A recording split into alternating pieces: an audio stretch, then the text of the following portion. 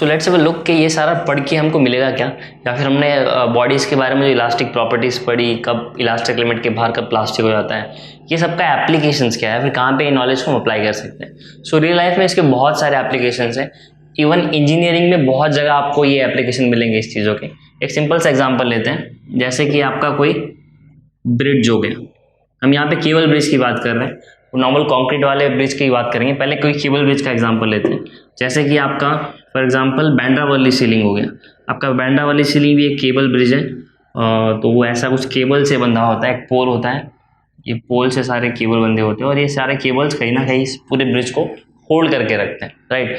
अब let's say ये जब भी ब्रिज बनेगा तो पहले ये डिज़ाइन होगा कि ये कितने लोड के ये ब्रिज बनना चाहिए, या फिर इस पॉइंट पे हर एक केबल पे कितना लोड आएगा, कितनी कार्स होगी, कितने ट्रक होंगे, जिसकी वजह से ये कितना इलॉन्गेट हो सकता है, कितना इसे स्ट्रेस फील होगा, क्या यहाँ पे स्ट्रेन की पॉसिबिलिटी है, क्या स्ट्रेस बढ़ने पे वो इलास्टिक लिमिट के बाहर जा सकता है। ये सारे कैलकुलेशन पहले से होंगे, क्योंकि अगर ये कैलकुलेशन ना किए जाए, लेट्स से फॉर एग्जांपल एक केबल के यहाँ पर वो अज्यूम करके आ रहे हैं कि some x amount of car should be there, let's say 3 से 4 कार एक साथ आ जाए, या फिर एक बड़ा ट्रक एक साथ आ जाए। कुछ हमने एक्स लोड ले लिया, लेट्स से लोड हम पकड़ते हैं 5 टन्स, बहुत ज़्यादा हो गया, but let's say at a time गाड़ी इतनी पास हो गई कि 5 टन जितना लोड एक केबल के यहाँ के एंड पे आना चाहिए, राइट।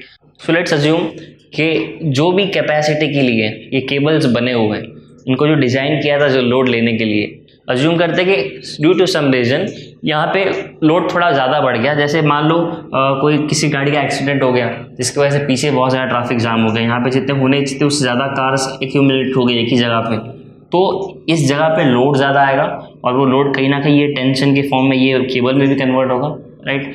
ये टेंशन की वजह से ये हो सकता है कि ये स्ट्रेस की वजह से ये इलॉन्गेट होना स्टार्ट हो जाए। जैसे पॉसिबिलिटी वो इलॉन्गेशन क्या पता इलास्टिक लिमिट के ऊपर चला जाए, क्या पता ये परमानेंटली डिफॉर्म करे। अगर ये परमानेंटली डिफॉर्म कर जाता है तो इसका लेंथ हमेशा के लिए थोड़ा सा लंबा हो जाएगा, क्या पता ये ऐसा सैग करना स्टार्ट करे, ये जो इसके ऊपर जो लोड आना चाहिए वो लोड ले ही नहीं रहा है, उसके बदले ये सारा लोड बाकी सब पे डिस्ट्रीब्यूट होगा। तो ओवरऑल कहीं ना कहीं ब्रिज की लाइफ एक छोटी छोटी चीज़ों की वजह से कम हो सकती है। सो इट इज़ ऑब्वियस कि ये सब चीज़ें पहले डिज़ाइन की जाती है इसी रीज़न की वजह से, क्योंकि वो सारी चीज़ें हमको यहाँ पे भी इन वायर्स में भी देखने मिलेगी। और एक बहुत ही अच्छा एग्जांपल हो जाएगा आपका वो होगा क्रेन्स का। जैसे हमने ब्रिज का एग्जांपल देखा, वैसे क्रेन्स के केस में भी सेम होता है। अगर आपने क्रेन्स देखे रहेंगे, बहुत ही वैरायटी में क्रेन्स मिलेंगे आपको छोटे बड़े साइज़ में। हम एक सिंपल सा क्रेन अज्यूम करते हैं यहाँ पे, तो यहाँ पे आपका कुछ ट्रस के बेसिस पर ये पूरा सिस्टम बंधा हुआ है ऐसे। सो ये आपका क्रेन ऐसा कुछ। तो अब क्रेन वर्क कैसे करता है, क्रेन के एंड में यहाँ पर एक पुली होता है जहाँ से एक स्टील का वायर पास होता है, और ये स्टील का वायर जो होता है इसी पे मेरा पूरा क्रेन डिपेंडेंट होता है, राइट। अब इसके एंड में कोई भी चीज़ हो सकता है, मतलब यहाँ पे जो भी इंसान ऑपरेट कर रहा है वो डिपेंड करता है कि उसका मोटो क्या है, या फिर हमको क्रेन से क्या करना है, हमको लिफ्ट करना है, हमको किसी चीज़ को तोड़ना है। जैसे इसके एंड पे बहुत सारी चीज़ें लग सकती है। कुछ क्रेन होते हैं जिसके एंड में कुछ ऐसे बड़े से ब्रेकिंग बॉल्स होते हैं जो बिल्डिंग में मार के बिल्डिंग वगैरह या कोई भी स्ट्रक्चर वगैरह हम तोड़ सकते हैं। कुछ केसेस में यहाँ पे ऐसे बड़े से हुक्स लगे होते हैं, तो ये हुक्स भी लोगों को लिफ्ट करने के लिए यूज़ कर सकते हैं। कुछ क्रेन्स होते हैं जिसके एंड में ऐसे बड़े से इलेक्ट्रोमैग्नेट्स लगे होते हैं, इसके साथ में कनेक्शन भी होता है इलेक्ट्रिसिटी का, कि आप जैसे ही इलेक्ट्रिसिटी पास करोगे आपका वो जो मैग्नेट जैसे बिहेव करना स्टार्ट करेगा, इलेक्ट्रिसिटी बंद कर दो वापस नॉर्मल हो जाएगा। सो डिपेंड करता है अपने क्रेन के एंड में क्या लगाया हुआ है।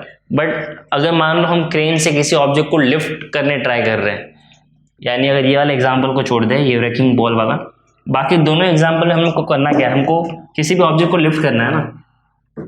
लेट्स से यहाँ पर हम हुक वाला केस कंसिडर कर रहे हैं, ठीक है। और मान लो ये क्रेन है काफ़ी छोटा है, तो इसको डिज़ाइन किया गया है कुछ स्पेसिफिक लोड को उठाने के लिए, बट हम उठा रहे हैं उससे 3 गुना लोड, 3 टाइम जिसके लिए डिज़ाइन किया गया है। तो क्या होगा, ऑब्वियस ही बात है कि इस पर अगर लोड ज़्यादा आएगा तो ये वायर इलॉन्गेट करेगा। ये वायर इलॉन्गेट करके अगर इलास्टिक लिमिट के बाहर चला गया तो परमानेंटली इसका शेप ज़्यादा डिफॉर्म हो सकता है, इसमें एक सेट आ सकता है, यानी कि इसके वायर की जो यूनिफॉर्मिटी होगी और यूनिफॉर्मिटी होगी, इसका जो क्रॉस सेक्शनल एरिया होगा, क्या पता ये भी कम ज़्यादा होना स्टार्ट करे। तो इसके वजह से क्रेन की लाइफ खराब हो सकती है। अगर आप इतना ज़्यादा लोड लगा दो कि आप यील्ड पॉइंट के ऊपर चले जाओ, फिर आप यहाँ से उसको कितना भी पुल क्यों ना करो, ये प्लास्टिक फ्लो से इलॉन्गेट होते जाएगा, आपका मास वही का वही पड़ा रहेगा। सो इसलिए ये सारी चीज़ें कैलकुलेट करना बहुत ज़्यादा इंपॉर्टेंट है।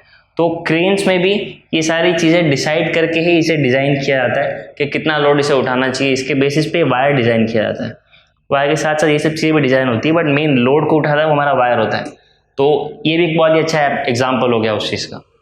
सो अपार्ट फ्रॉम दिस, जहाँ भी आपके वायर्स वगैरह यूज होते हैं चीज़ों को लिफ्ट करने के लिए, जैसे कि आपका even elevator is also very good example, जहाँ पे हमको ये सारी चीज़ें पहले से कंसिडर करनी पड़ेगी कि बॉडी कैसे बिहेव करेगा लोड के अंदर। जैसे मान लो अगर आपका एलिवेटर है, वो भी तो हमारे एक वायर के ऊपर ही चलते हैं ना, कुछ केबल्स लगे होते हैं। ये केबल्स को हम ऊपर से पुल करते हैं और रिलीज करते हैं, जिसके बेसिस पर आपका एलिवेटर ऊपर जाता है, नीचे आता है। और उस पर आपने अगर नोटिस किया रहेगा तो हर एक एलिवेटर में मेंशन किया होता है कि उसकी मैक्सिमम कैपेसिटी क्या होती है। लेट से किसी एलिवेटर में मेंशन किया 400 kg इज द लिमिट, उससे ज़्यादा लोड बनना उसमें सेफ नहीं होगा। तो सेफ नहीं होगा यानी क्या होगा, ऐसा नहीं कि ये 400 kg के ऊपर जैसे मैंने 1 kg और इसमें ऐड कर दिया, 1 kg ऐड करती है वायर्स तक टूट के नीचे गिर जाएगा, नहीं ऐसा नहीं होगा।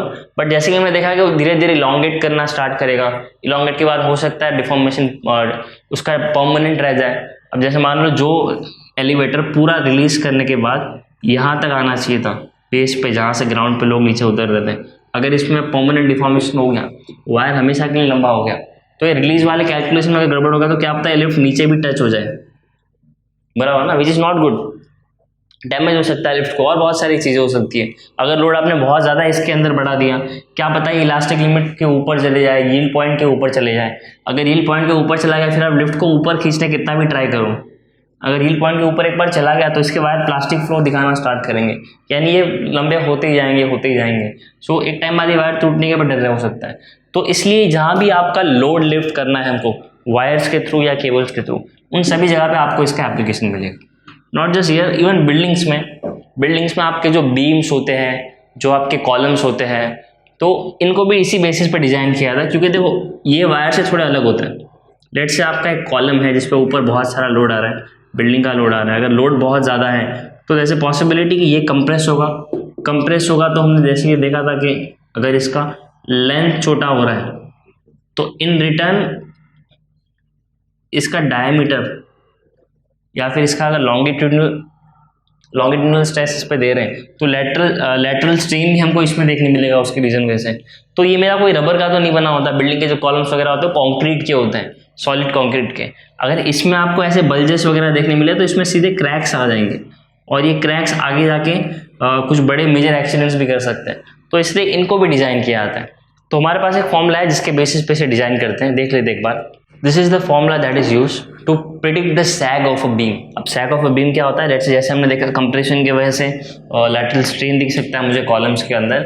सिमिलर मैनर में जैसे कॉलम्स होते हैं वैसे बीम्स भी होते हैं, राइट। दो कॉलम्स के बीच में बीम, जो हमारा बेस होता है किसी बिल्डिंग का, वो बीम्स और कॉलम के ऊपर ही पूरा स्ट्रक्चर होता है। सो अगर मान लो दो कॉलम के ऊपर एक बीम रखा हुआ है, अब ये बीम काफ़ी हैवी होता है क्योंकि इसको भी ऊपर का पूरा लोड लेना है। सो इसके खुद के वेट की वजह से देयर इज अ पॉसिबिलिटी कि खुद के वेट की वजह से हल्का सा ये सैग होना स्टार्ट करे, यानी हल्का सा ग्रेविटी की वजह से नीचे की ओर बेंड होना स्टार्ट करे।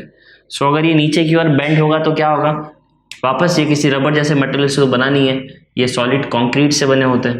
तो ऐसे जब भी आपको सैग देखने मिलेंगे, इसके वजह से इसके अंदर माइक्रो क्रैक्स या फिर कुछ केसेस में मेजर क्रैक्स भी आ सकते हैं। तो ये मेजर क्रैक की वजह से क्या होगा, ये कहीं ना कहीं ये बीम का लाइफ कम होगा तो ये लोड ज़्यादा कम ले पाएगा। लोड की वजह से क्या पता ये बीम टूटने का चांसेस रहे। अगर ये बीम टूट गया तो इसके आसपास के जो बाकी बीम्स हैं इसका लोड भी उनको लेना पड़ेगा, तो ओवरऑल बिल्डिंग की लाइफ को इससे खतरा हो सकता है। सो हम इनको ये भी प्रिडिक्ट कर सकते हैं बेस्ड ऑन दिस फॉर्मूला कि सैग कितना होगा।